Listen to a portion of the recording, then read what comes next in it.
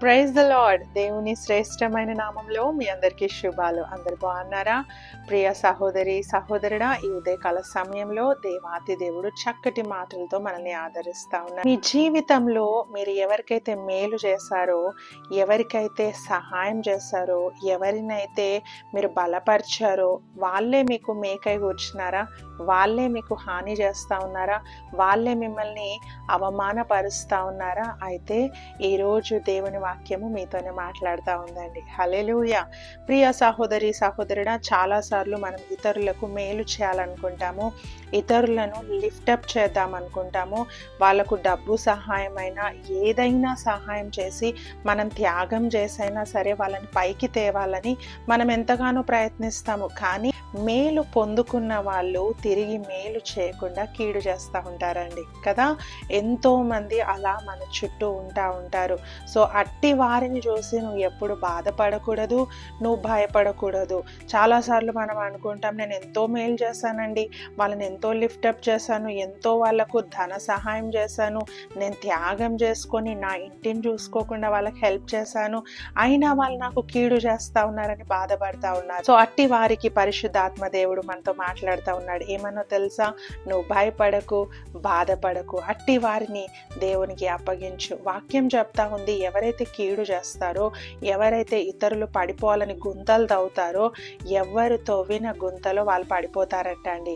ఎవరు కీడు చేయాలనుకుంటారో ఆ కీడులో వాళ్ళే పడిపోతారు. కానీ ఎవరైతే మేలు చేస్తూ ఉంటారో వాళ్ళు దినదినము అభివృద్ధి చెందుతారు, వాళ్ళు దినదినము దేవుని ద్వారా వర్ధిల్లుతారండి. హల్లెలూయా. చూడండి, పరిశుద్ధ గ్రంథంలో యోసేపు ఎవరైతే ఆయనకు కీడు చేశారో వాళ్ళకు ప్రతిగా కీడు చేయలేదు, కానీ మేలు చేశాడండి. అయితే యోసేపు మేలు చేస్తే దేవుడు యోసేపుకు మేలు చేశాడు. హల్లెలూయా. ఈరోజు మనం మేలు చేస్తే మనుషులు మేలు మర్చిపోవచ్చు, కానీ మనం మేలు చేస్తే దేవుడు మనకు మేలు చేస్తాడు. హల్లెలూయా. మనుషులు మేలు చేసినా చేయకపోయినా, మనుషులు కీడును తలపెట్టినా, మనుషులు నీ నాశనాన్ని కోరుకున్నా, ఎవరు తవ్విన గుంతలో వాళ్ళు పడతారండి. నువ్వు దేని గురించి భయపడాల్సిన అవసరం లేదు. అయితే నువ్వు ఒక్కటి చెయ్యి, వారిని దేవునికి అప్పగించు, వారిని ప్రేమించు, వారిని బ్లెస్ చెయ్యి, వాళ్ళని దీవించు. నీకు కీడు తలపెడుతున్న వారిని మేలుతో దర్శించు, వారికి మేలు చెయ్యి, వారికి ఇంకా మేలు చెయ్యి. ఏమన్నా కానివ్వండి, వాళ్ళ బుద్ధి అదే అండి. మనము దేవుని ప్రేమను చూపిద్దాం, దేవుని దయను చూపిద్దాం, దేవుని కరుణను చూపిద్దాము.